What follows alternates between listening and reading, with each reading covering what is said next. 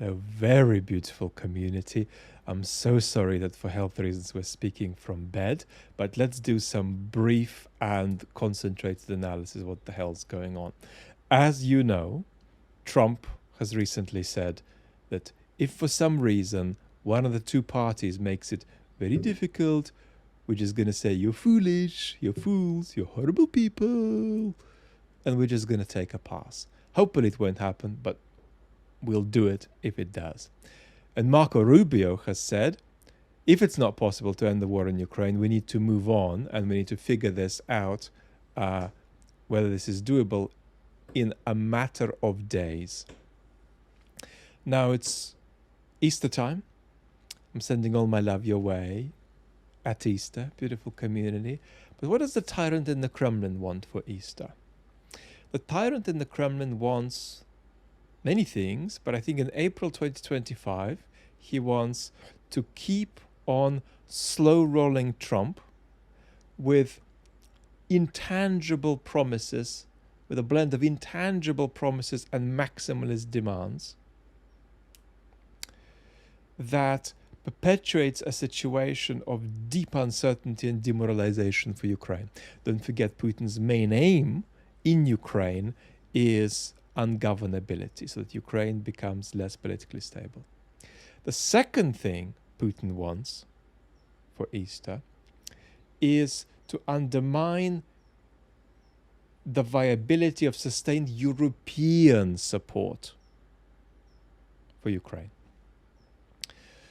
Now, if we move to Mr. Trump's vantage point, we've got to be sober about our assessment of the credibility of his claim that he's going to walk away, because he is sort of walking away from a process he was never properly engaged in.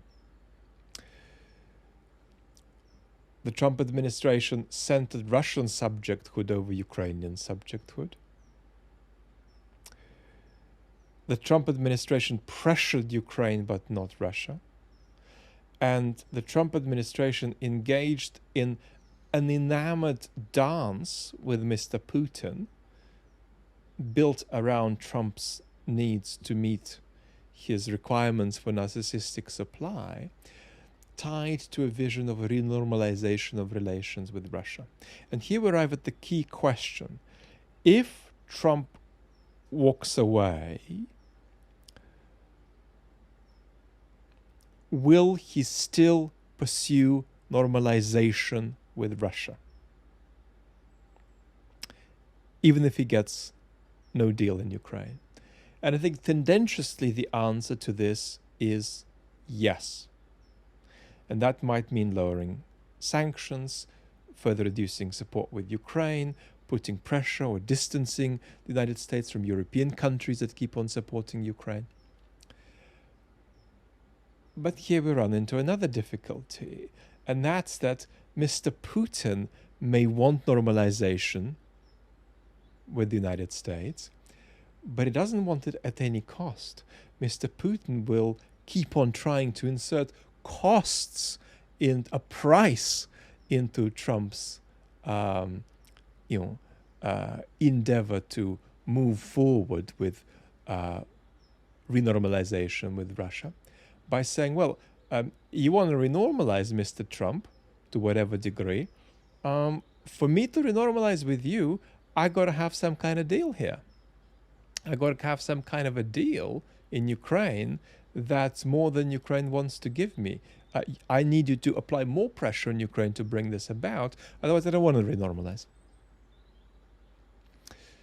And there's something very ironic here about the relative strength of Putin's position vis-a-vis Donald Trump, because objectively, even though the West is clearly in democratic decline and in some ways hurtling toward electoral monarchism, the medium to long-term descent into sociocultural and economic abyss for Russia is going to be incomparably worse than anything that happens in the West. But despite Russia being on that catastrophic and in many ways self-immolating trajectory, the weird